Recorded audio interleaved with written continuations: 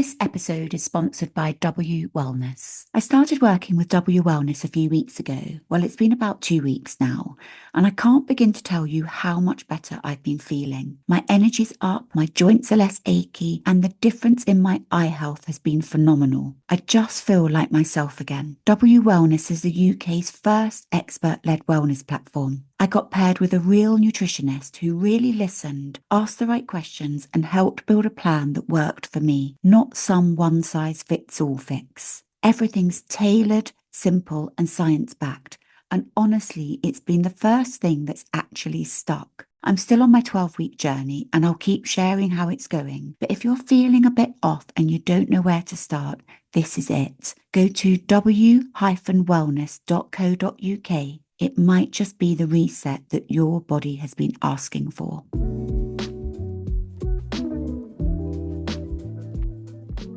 Hi, welcome back. I'm Helen, therapist, author, and your host of the I Don't Think We Talk Enough About podcast, where each week I'm joined by wonderful guests to talk about the things I just don't think we talk enough about.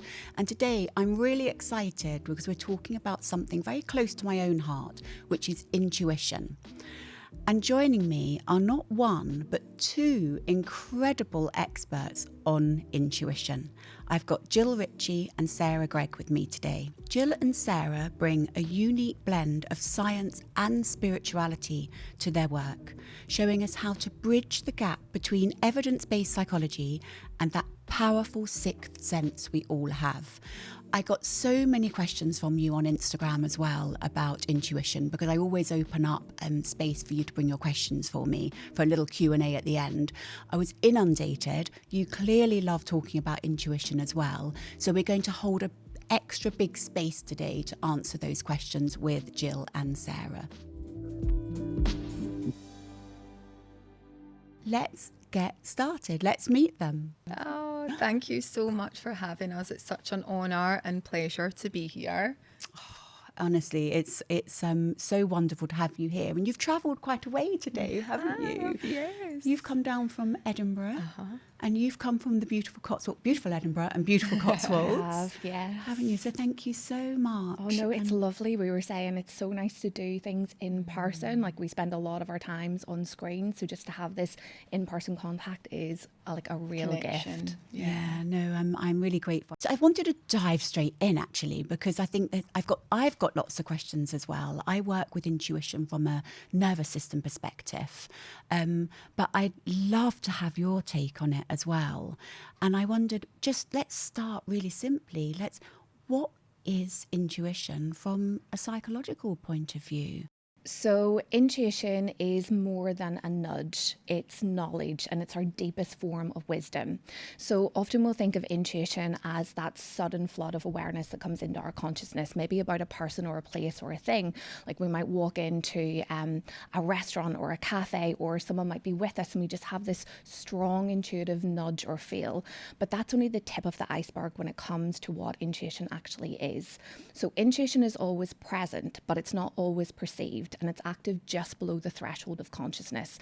And we know from psychology that whenever we can regulate the nervous system, whenever we can drop in, that we can get ourselves into an intuitive state and really access this deep wisdom. And it has a profound impact on our lives in terms of being that knower that knows what we need, being that inner voice that is untainted by fear, untainted by our past, untainted by societal expectations. It is just this true voice of authenticity. Brilliant. I loved that. And I was listening thinking, yes, I could really feel that. And I love the way you connect it to the nervous system.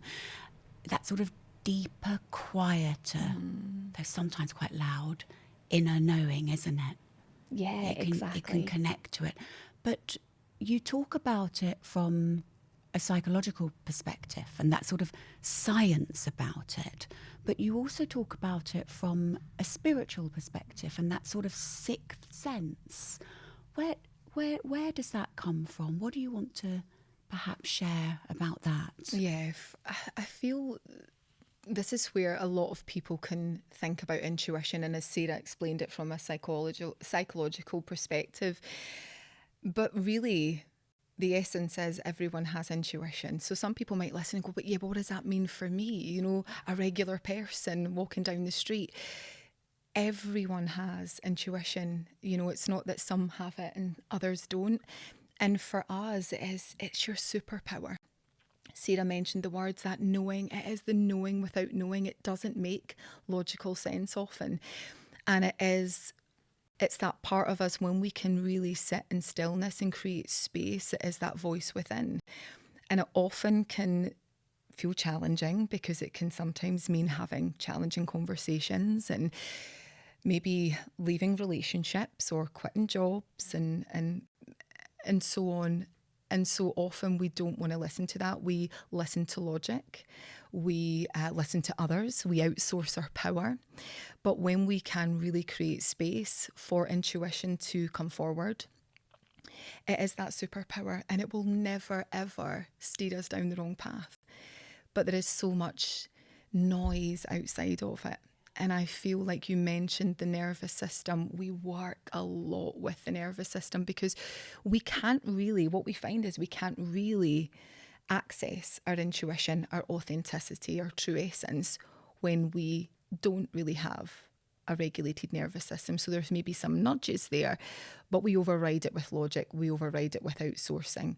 But actually, the quieter we can become, the more tapped into our intuition we become, and the more tapped into our authenticity we become. And everyone wants to be more tapped into authenticity, right? Gosh, yes. But we can't get that from a dysregulated space. No. As you were talking there, I was thinking, but so often when intuition comes in, it actually causes a feeling of dysregulation in the nervous system, doesn't it? So it can feel quite panicky, quite anxiety inducing. So your intuition comes in and then you think, oh, I feel uncomfortable. I don't feel at ease. I feel activated. And that can be incredibly uncomfortable to sit with, can't it? From a nervous system perspective. And I'm thinking here, I've got so many questions, but I'm thinking here, how do you work with people to access bringing themselves back to that ventral state, that nervous system regulation, feeling at ease, and then being able to listen to that uncomfortable bit? Because there's a disconnect, isn't there? Definitely. So this is where we take an evidence-based approach to intuition. So we really believe that when we close down our eyes, that's whenever we're able to see most clearly. So when you close down your eyes and when you really just use the breath to regulate your nervous system, when you can kind of bring yourself into that state, you move your brain waves then into like alpha, theta brainwave state. And we know from the science and psychology that that's when intuition is really, really active. So from that calm place then, that knowledge can arise. And it's really important, especially when it comes to confidently creating change in our lives. You know, we know that we only use a small proportion of what is known to us in the conscious mind. Psychologist Frances Vaughan talks a lot about this. She was a specialist in intuition.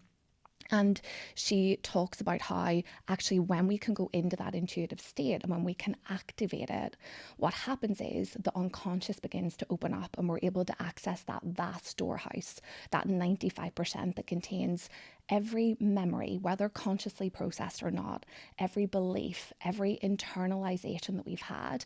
And intuition acts as a rapid pattern recognition system. So it's able to go in and draw out the relevant information. And what's beautiful about it when we're in that intuitive state, when our eyes are closed down, when we're really listening to that knower, that inner voice that we have, what happens is intuition communicates to us in a really interesting way.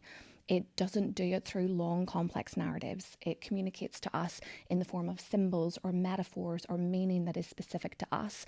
So, for example, you might have an image of like a large bowling ball, you know, like a heavy weight that you're kind of carrying about. And that simple symbol illustrates way more than words could ever communicate. You know what it means and you're able to dissect that. And it's that really deep wisdom that you're able to access from that state. And when our eyes are closed and our nervous system's regulated, we can have that sense of calmer clarity. Yes, of course, if it's an uncomfortable decision, we can feel that fear come in as we move back into the conscious mind, but we can re-regulate to go back in again to really feel that wisdom, that knowing, so that we can make the unconscious conscious rather than driving our lives and us feeling like it's fate. And it's almost impossible to listen to your inner wisdom, isn't it, when you're in a busy world, and when you're allowing. We were talking before we went on camera, weren't we, about space? Yeah.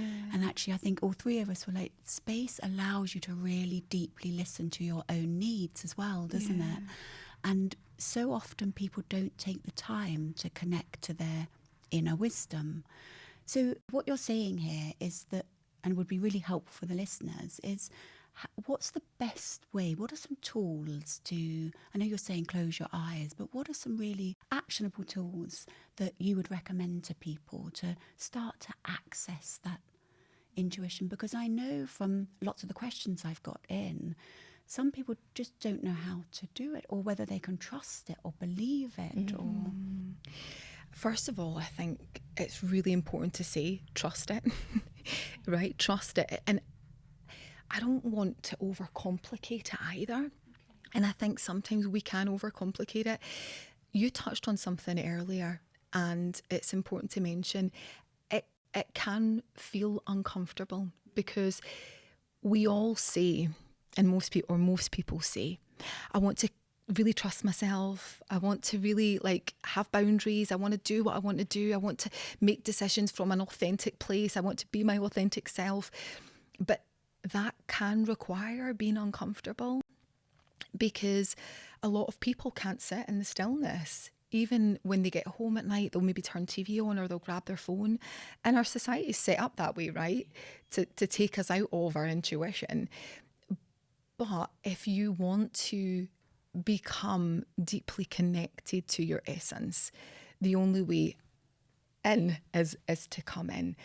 And I would say really creating space, even if it's just a few minutes. And I think people tend to think, oh, do I need to sort of sit for hours and wait? You don't. I think it's like a muscle. It's always there, as Sarah said, it's always available to you. But the more that you can drop in and just even create 60 seconds of breathing, like the simplicity of our breath, we don't need to overcomplicate this. It is closing down our eyes. And Sarah mentioned closing down the eyes because it's an important one. We don't have the distractions around us.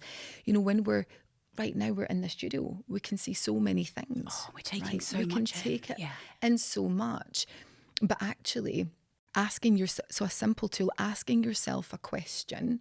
So say there's something that you want to make a decision on that you're maybe in a bit of a sticky point with. Asking yourself that question with your eyes open in the space.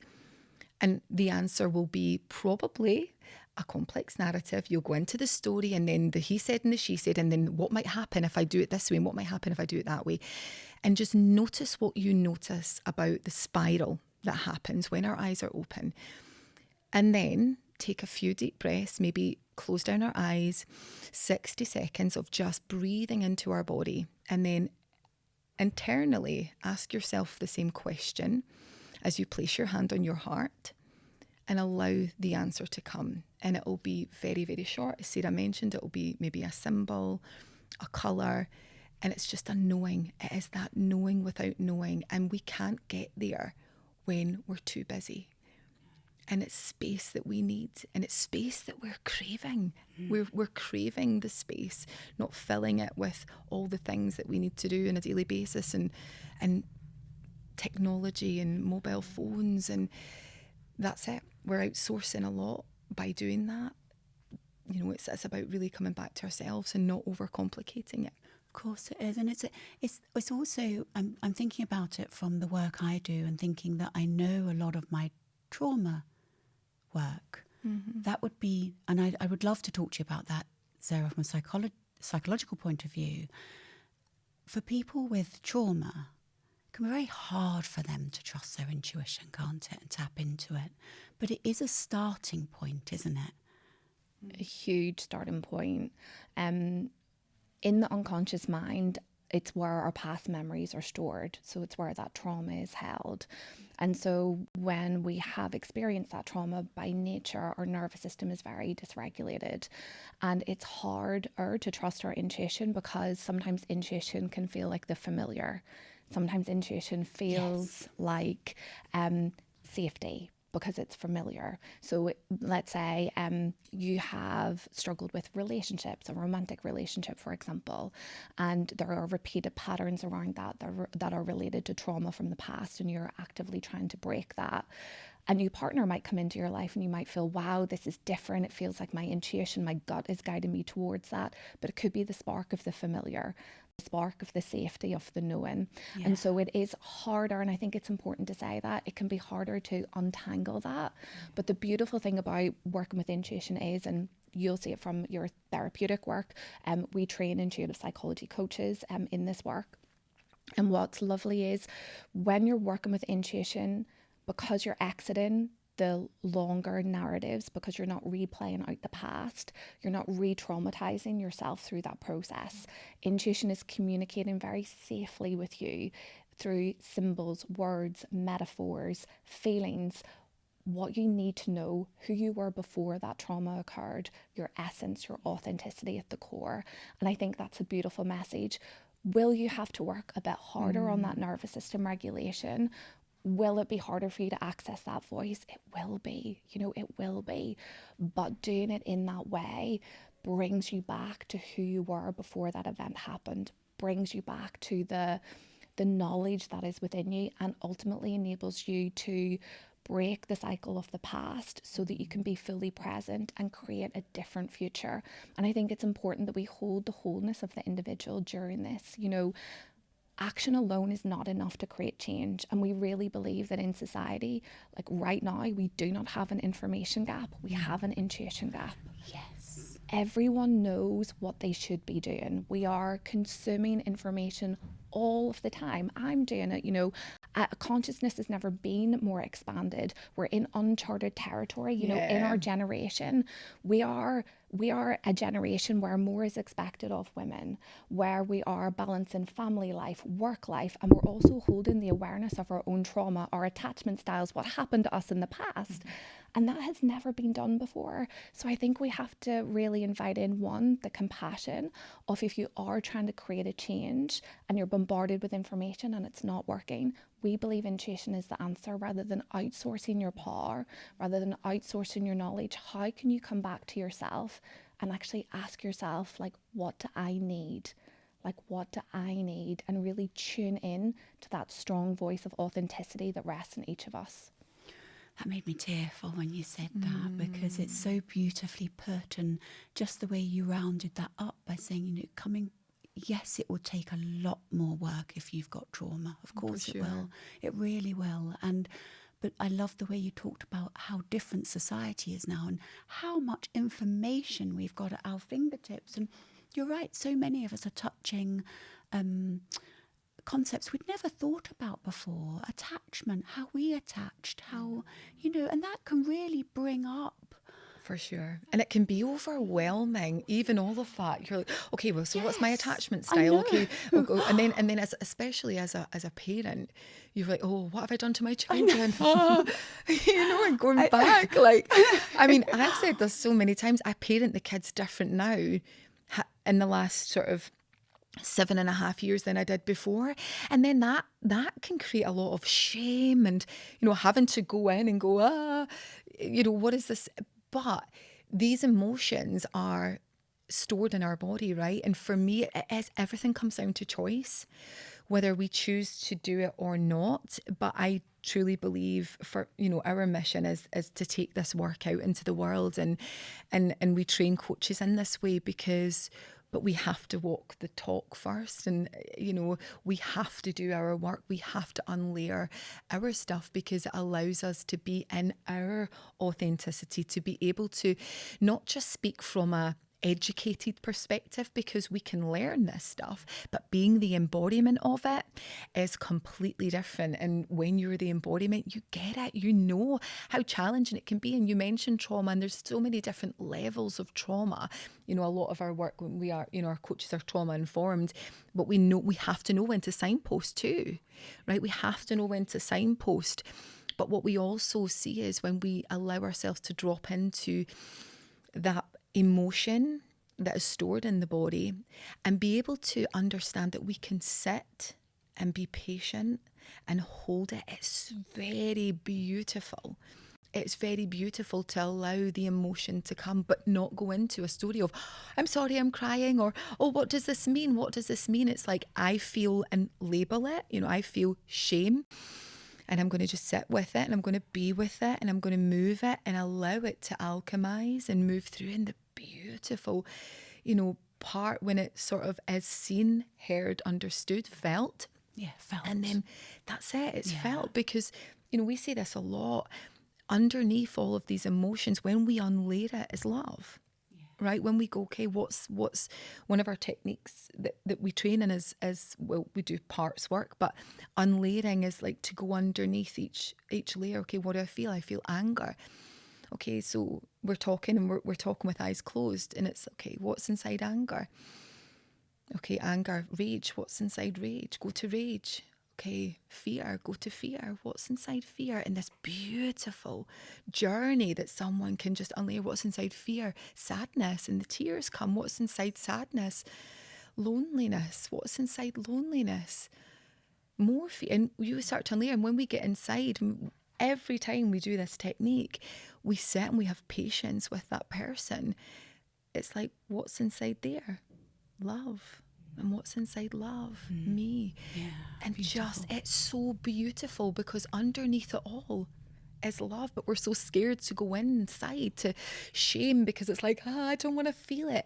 But when we are working with intuition, you're not in the story of, and then I'm a bad person and, I'm shameful. Actually, it's just be with it.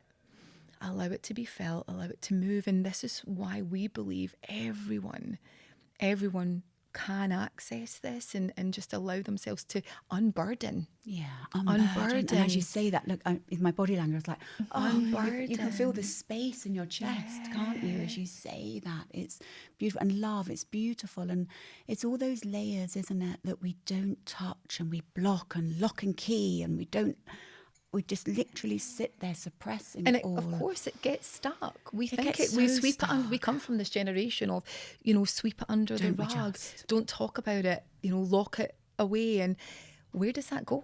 I know. It has to go somewhere. Of course, and then it comes does. out Physical, in you'll see this, and we see it all the time. Physical, autoimmune. There is so much, and when we hear about it, we're like, we want to just invite people to understand that you are the medicine. Like, you are the magic that is within. And some people, it's like, what do you mean? Because we're sold but we need to take this, and we need to do that, and we need to do all these outsource. And Sarah said it. It's not an information gap, because if it was that alone, we would all be flying. We would all be feeling amazing, right? Because there's so much. And now we're throwing AI in the mix. It's like, wow. I know. But we're not. We're more probably dysregulated than ever, because it's continually, it should be this way, and it's got to be that way. And Sarah said this, how does it feel for you? We say this all the time to our guys. Your way is the right way. Always. No matter what we say, no matter what you say, your way is the right way. What does this feel like for you? And the more that we can create space for that connection, that body-mind connection, and allow ourselves to feel what needs to be felt, the freer we become. Yeah, hugely. And you speak from such experience. You know that. I know that. And it's just, I know that we're almost giving information to people today, but I hope it's information that they can take away and, and sit with and trust, or at least begin to start being signposted towards resources and your resources. Yeah. I love the way you talked about all the different layers, and when we literally unpack, and it's what's under that and what's under that. And then we come to our core. And we so rarely give ourselves the chance to come to our core, do we? And that links into what you said, Sarah, about what do I need? How rarely do we ask ourselves? I mean, we get better at it because we're in this profession. Yeah. But what a simple question, right? But it's so loaded as well. It's so heavy as well, isn't it? Because it is simple, but it can be ever so emotional. It is. I think we're so quick to ask ourselves, what should I be doing? Yes. As opposed to what do I need? And, if there's one simple practice that you take away from this, like, invite yourself, like each morning, like perhaps you have a gratitude practice or a meditation practice where you're starting up, just close your eyes simply in the morning, place your hand over your heart, and each day just ask, what do I need? And you just notice how words come through. It's just a word usually. For us, it's usually space. Space. Space. But it's magic. And every time I'm like, but we've learned to trust this, because mind goes, you don't have time for that. You've got too many things to do. But we've learned this. And this is the thing with, it's like exercising that muscle. The more you go in, the more you trust it. Yeah, yes. The more you're like, I know the mind says, yeah, but you can't because you've got all these things to do right now. But actually, the more we lean in, we're like, no, I'm going to trust myself. I'm going to trust my intuition, and I'm going to not do that thing, because I know by taking space, I actually achieve more. And I think what we want to do is normalize that not doing anything is doing something. Yeah, absolutely. Like we say that not doing anything is actually the work. It really is, because the insights come, the inner wisdom comes, the answers come, the downloads, and all of the magic comes, the ideas flow. How many times, right, when you're maybe out a walk in nature or you're cooking dinner, you're like, I've just had this amazing idea. Or I've just had the answer, I've had an epiphany. It's never when we're sitting at our computer or on our phone. No, definitely not. And that's the thing. But we need to create space for that, you know? Yeah, I love that. And I love the fact that we all went, space! And we're not the only ones. And, you know, I often say to people, look at your diary and actually mark something in there as space. Doing nothing time. Because actually just have space in your week where it's not full. I know. You know, and that really matters. That really matters. It does, because you can't get present if you're too busy. No. The power in the presence. You know those moments where, and I know people that have struggled with even a gratitude practice, because we think, I should be grateful because I've got this lovely home and I've got these amazing friends and a family, or whatever it is that you've got in your life, your animals. But I know I should, but I'm so disconnected to feeling that sense of gratitude. And then, of course, we layer shame on that. Yeah, of course. I'm not a good person. Why don't I appreciate what I've got? How many people, I know when we've run events and it's a raise of hands, how many people feel like they should be happy, but there's something missing? And literally everyone puts their hand up. Yeah. And let's normalize that, because the busyness is what's keeping us out of really feeling that sense of gratitude and presence, the power of just sitting, feeling, wow, that's the awe moments, isn't it? Feeling in awe of, wow, do you know, like, look at this sky, or look at this, this tree, or, you know, that was never my life, 7-8 years ago. I was always go, 7 hours a week, and then I wondered why I didn't know who I was, and I would come home like looking in the mirror thinking, what is happening here? You know? And when you were talking there, you're talking about all those people raising their hand and saying that they didn't know, they felt something was missing. We're seeing more and more of that, of people really feeling like something is missing. And I think there's something to be said with information overload with that, because we're not coming back to ourselves, are we? We're not coming back to a place of who am I? Definitely. And I think I would add to that, I think that missing piece, we put huge pressure on ourselves, especially in a society where I think personal growth and a healing journey have kind of been merged in with this illusion that healing and personal growth leads to some form of destination or some form of achievement. We've really got locked in this this narrative that somehow there's going to be an end and we should be there. So I think even when we're doing the work, and I feel this, like I'm not immune to any of this. I'm not here to be like, oh, I'm a guru and I've got it all figured out like that. That's not the position. But you can put pressure on yourself. I put pressure on myself. Sometimes I'll feel like, oh, I've cleared that work, and then back in the space again. And it's, what's going on here? And I feel like I can go backwards, and we're always looking for that missing piece. And I think we need to really come back to the truth of it, which is, self-knowledge, this growth it's an endless river. You know, it just continually flows. Removing that pressure on ourselves, and also coming back to that voice. The missing piece is normally us. The missing piece is our voice in the conversation. The missing piece is, what do I need here?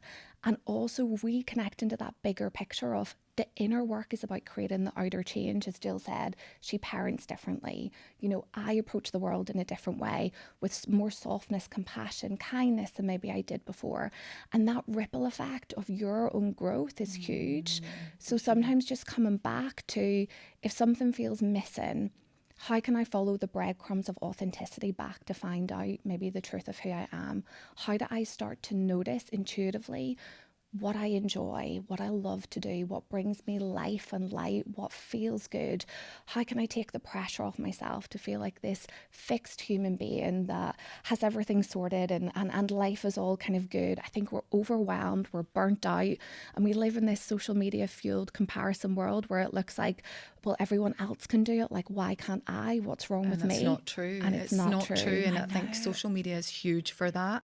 I think it's huge, and I just want to say, as you were talking, and it's so beautifully and eloquently explaining that, and Jill and I are both taking the biggest inhalation of breath and going, that's it. That's it. The thing, it was beautiful. Of course it is. And I feel like the social media thing is huge. It's huge. We can't ignore it. We can't ignore it. And I feel for people because they want to come back to themselves, but they believe someone else's way of being themselves is better than their way of being themselves. How can someone on social media pretend, like, in any way, shape or form, know what's best for you? They have a different lived experience, and you know, you're seeing a snippet. You're seeing someone who's saying that they're doing these 100k months and all of these things and pictures on beaches and yachts, and I only worked 1 hour today. Whoa. And you're like, and of course everyone's going, oh, I'm doing it wrong. And they're looking at their probably life, which is pretty good, but they're not sort of connected to it. They're starting to chase some destination. You know, this isn't good enough, so I should be over here somewhere. And it's like, wherever I go, there I am. So you can maybe achieve some of these things, but are you ready to receive it? How capable do you feel of, or how safe do you feel to receive? I know for me personally, when I went on the journey, safety was a massive thing. I thought like, oh, I know myself, and I'm this and I'm that. And then I started to realize, as I unlayered my lack of safety of allowing myself to receive from other people. And it wasn't until I unpacked that I actually saw my whole life very differently. Like, I've got it all. It's all here. Everything is here. And when we can start to really, that deep sense of gratitude that makes you cry, right? Everything else starts to come in that's super aligned to you. And, you know, I think less outsourcing of social media and watching what other people are doing, because a lot of it, let's just be blunt, a lot of it isn't truth. Oh, I love it. It's not truth. Yeah, it's a we lie. need to say that. You're right. It's a lie, and it would be remiss of us not to speak our truth on that, because it saddens us in the industry. We got into this and we created intuitive psychology, funnily enough, on the back of our frustration with what we were seeing in the industry. Okay. And we would talk about this a lot, because Sarah and I have known each other a long time. And I was like, this is frustrating me. These, you know, we need to do better. And then it kind of was like, well, if it's not there, we need to build it. We need to bring our mission as everything that we do. Whenever any of our coaches are working with people, it's the mission with the client is to bring them back to authenticity. So every goal, everything that they are working towards, does this point you back to your authenticity, or is this something that is outside of you that you think you should achieve? And that's the kind of essence of why we created what we created, isn't it? Yeah. You're so right, that bringing it back the whole time. Is this authentic? Is this me? Is this true to me? Is it true to me? Does it align? And what I do have in my world, you know, looking at that, it's so key. Yeah, social media plays havoc, I think, with intuition and authenticity. And I think people buzz on the words as well. You know, there's trends that happen all the time. And then someone is now an expert in X, Y, and Z, and it can it can be quite dangerous, you know, in the wrong hands. Of course it can. Of course it can.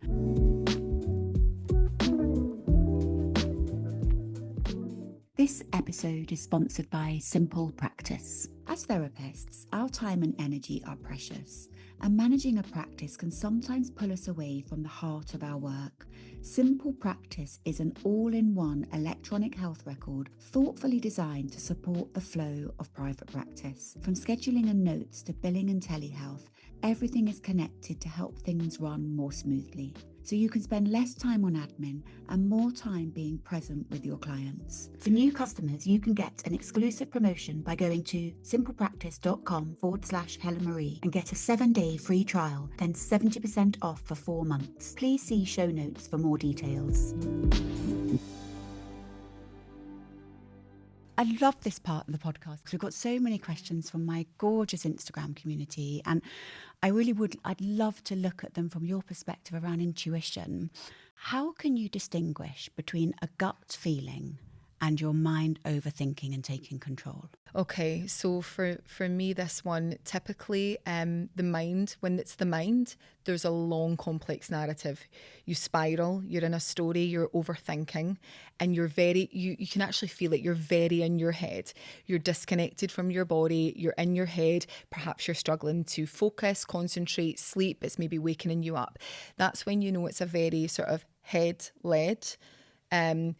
The intuitive piece, the gut feel, is a knowing. It's actually not attached to a long, complex narrative. It's like the mind says this, but I just know. I just know when I drop into my body. It keeps coming back. It's like I know that I need to tune in and to connect to this.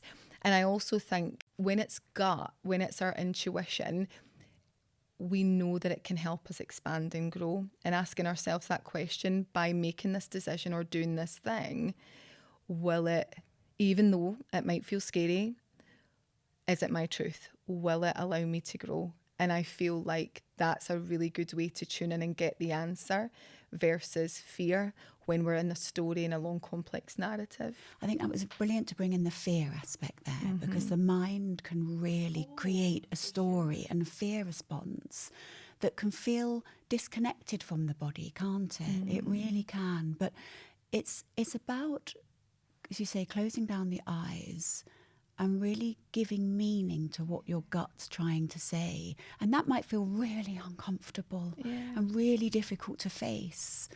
And that's what wholeness is, you know, coming back to being a whole person. I think, again, because of the pressures in society and on social media, we feel like it's got to be black or white. Oh, it's my intuition and it feels good, and so that gives me the knowledge. But often it's the trust in knowing that this is a difficult decision that I've got to make, and that fear will coincide with it. And it's allowing yourself the space and the grace to say, I can hold both of these things at the same time. And as Jill said, it's just that layer deeper. For me, whenever I feel it or when clients feel it, it can often feel illogical. Like, I don't know why I have to do that thing, but somehow it just feels right.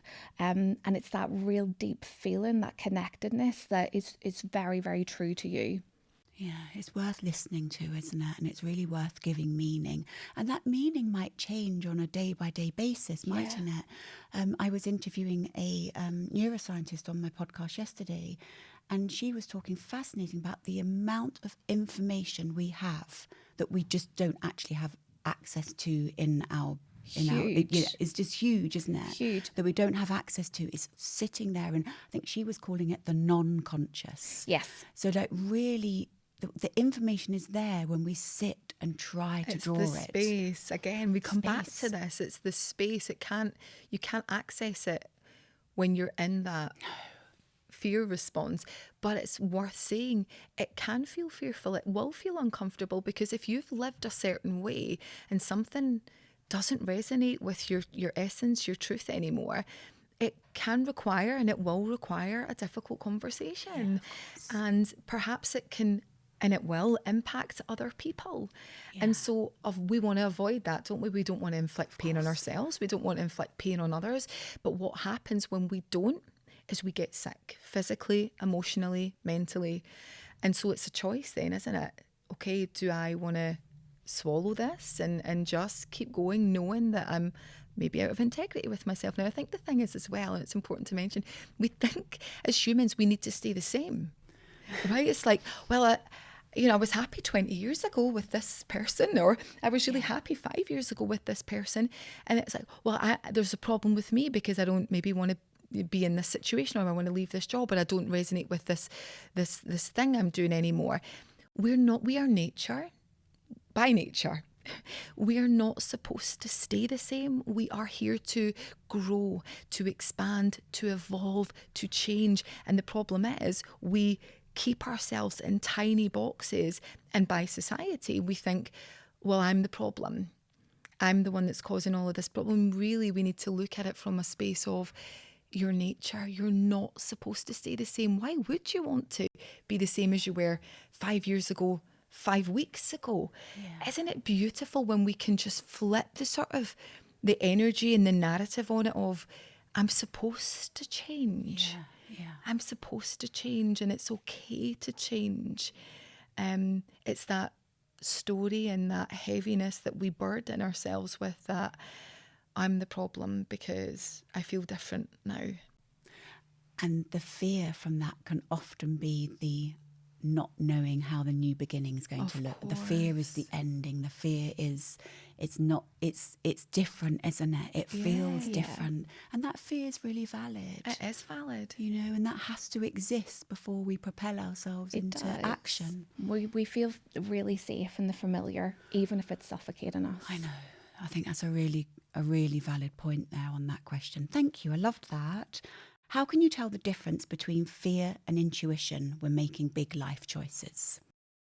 So I think whenever we are making that big life choice, it's important to say that your nervous system is going to be a bit more dysregulated, because it's a big choice and there's going to be a heavy pressure.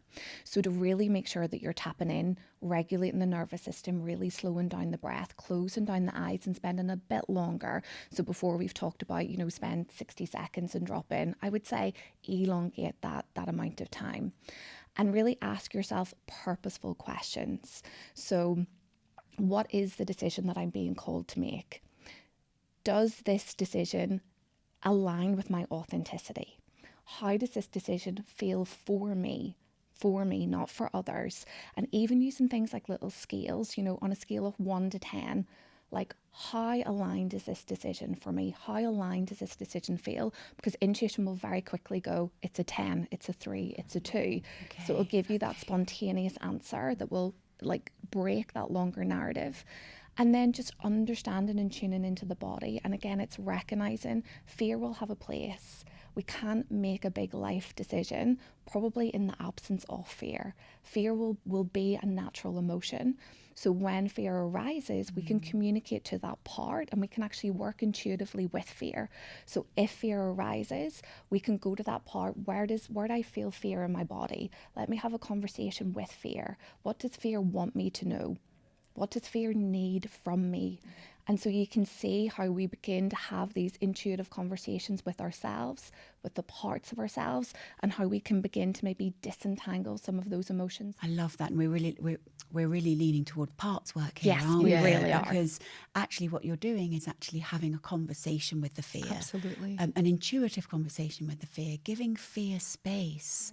And actually, as you said earlier, Jill, underneath fear, what's underneath that? What's underneath that? And then we get to the bottom of fear, and no longer fear doesn't then dominate them, does it? So it releases, it creates space for us. I love that, because so many people sent questions in around, how do I know it's anxiety or intuition or that feeling? Ask it.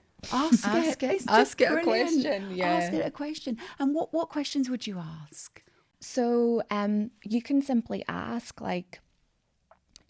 does this feel like fear? Because your body will recognize its fear response. Does this feel like fear? Does this feel familiar? Is this feeling familiar to me? And it just depends on what that big life choice or decision is. So just working with yourself, having that intuitive inquiry with yourself, working with that intelligence, it brings up so much wisdom that is specific to you. And all we have to do is ask the question. So you can ask, is this fear? And the body will respond, oh, yeah, it is fear. I'm scared. Yeah, Yeah, and I'm then we can scared. ask, and again, this relates back to parts work. You can just simply say to fear, you know, that you hear it, that you recognize it, and then ask it to step aside and let intuition come forward. Yeah. And it will, and we can begin to play with the multiple parts of ourselves that exist within us. Like, we are a world within a world, but so often we just focus on the external world. We look for those cues that tell us you're on the right track, you're doing well, you're being the good girl, this is the right thing to do. And so when we close our eyes and we see clearly and we go into that inner world, it elicits new answers that are true and pure to us, from our purest form of consciousness that has existed within us before we kind of like unraveled in this world. Yeah, that's a great word, unravel. Okay, we touched on trauma in the other part, but I'd like to bring in this question because someone's asked it. Given that the body keeps the score, how do we know if it's intuition or trauma? That's a tougher question to answer. Yeah. And I would say if you're working with trauma, our advice as professionals would be probably work with a therapist, with an accredited coach, with someone who can guide you through expertly those feelings and responses. You don't have to do it alone. And sometimes we need that person or that guide to guide us through our intuition and to guide us through our trauma, who is specialised in that field, who will know how to hold that space for you and how to enable you to make that distinction. I think tuning into that and understanding what it feels like for you. So again, let's say it's a relationship, for example, or a repeated pattern, maybe at work or in a friendship. Just asking yourself, does this feel familiar? Does this remind me? Does this person, this thing, this situation remind me of anything from my past? And again, bringing back that intuitive inquiry so we can distinguish, like, is it familiar and is it safe? And is that kind of confusing us with our intuition, which it can? And if you're finding it hard to do that, and if you have the opportunity to do so, work with someone who can enable you to untangle that in a professional environment. Yeah, and I think even with trauma, it's so complex, isn't it? And I think like everyone has different levels of trauma. But I even find, I have never experienced big T trauma. But when I started to really understand there was levels of it to a degree, and you're the same. But I still find myself, and again, it goes back to the not trying to reach a final destination. I still have a trauma responses to certain things. But when we start to understand ourselves, and I've worked with it on an emotional, like cellular level, I can know that, okay, I'm just having a little bit of a response here, and I can take myself into a space where, okay, is there anything that needs to be felt here? Do I need to be with this, or is this just I'm just having a bit of a response? And so you mentioned about the body keeping the score, and it does until we allow ourselves to really be with it and to be able to hold that space. As Sarah said, it's so important to recognise, number one, that you are the magic, that you have the resources, but you don't have to do it alone. And it's really important to work with the right person. Again, going back to what we were talking about on social media, and we see this a lot too, trauma experts and all of these things. And it's so important to make sure that you've done your homework, and that the person can hold a space for you, but also recognising that you don't need to live in it. And sometimes you will have responses. That part may always be with you, but how do you walk with it? Yeah. And not let it consume you, right? Yeah. I love what Jill said, because it's so important, and actually it's a great tip, because although you didn't use the word, what I heard you say is the importance of taking that pause before you react. So if it feels like, because intuition will give you the little nudge of, oh, like maybe something's a bit off here. Yeah. Just taking that pause and the inaction and the space to do nothing maybe, and just to allow consciousness to kind of unfold and reveal the answers. Beautiful. And it comes through, doesn't it? Mm-hmm. It For comes sure, it through. always does. It does come through. Thank you. I've heard that intuition is like a muscle you can strengthen. What are some simple exercises or habits I can try to develop my intuition every day? I love that question. It absolutely is a muscle, and it's taken us a while. You know, we talked before, we were in, 7, 8 years ago, our lives look very different. We were overworked, frazzled, very kind of burnt out, and I definitely was not in tune with my intuition. In fact, I remember going to a mindfulness session that work provided for me, and I lasted 2 sessions and then I was out the door because it was so hard for me to connect to my inner voice and my inner world. And it made me feel hugely uncomfortable. So if this is new to you and you haven't maybe closed down your eyes or connected to your voice, please know that it's a muscle and it can take time to cultivate, but it's that daily practice of going inwards. If you're not at that point where you feel like, I don't maybe feel comfortable closing down my eyes, and when I do, my mind feels very, very busy, we would say start with journaling. So we have actually a free resource that you can access. It's called the question method, and it's 22 questions. We can send you the link for it. And journaling is actually a really powerful way of connecting with your intuition as a starting point, because when we begin to write in that free flow of consciousness, we move more into a flow state, which is when intuition rises forward. So we'll start to get little downloads in our writing and our ways, because we are bypassing ordinary consciousness. So we're not in the thinking mind. So I would say use journaling, use mindfulness practices, close down your eyes, habit stack. If you already have a meditation practice, you can close down your eyes and then place your hand over your heart. What is it that I need? And begin to have these intuitive inquiry conversations with yourself on a daily basis, and it will strengthen and strengthen and strengthen until you reach a point when you can drop in quite rapidly. So it absolutely is something that is always present but not always perceived. It is always active below the threshold of consciousness, and you can strengthen it, but there will be a bit of friction in that process if you haven't connected to it in a while.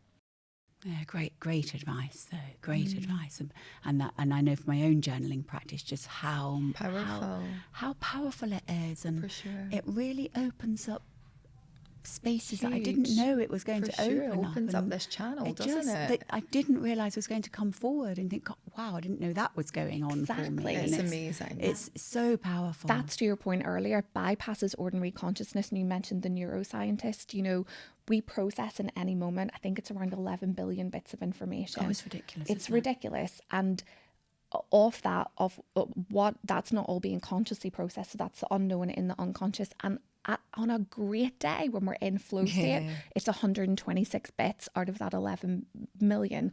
So if you just think, and this is the point that we want to stress, you have all of this wisdom inside of you.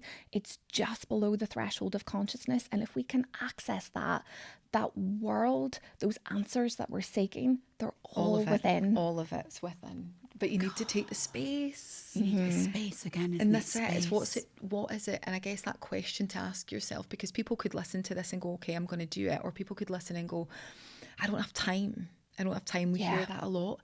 But what is it costing you by not taking the time to do it? And you can't get there being busy. So it's even just starting with a few minutes and then building it up. I mean, Sarah and I can sit for hours now. I sat the other day for 90 minutes in stillness because there was stuff coming up for me. And I thought, right, I said to Sarah, I need to take time. 90 minutes I sat, and it went really quickly. But that wasn't something I could do before, but that's a practice. But do you know what happened after I did that? The lightness, the physically, emotionally, I sat, there were tears, there was emotions. I didn't label it. I didn't attach anything to it.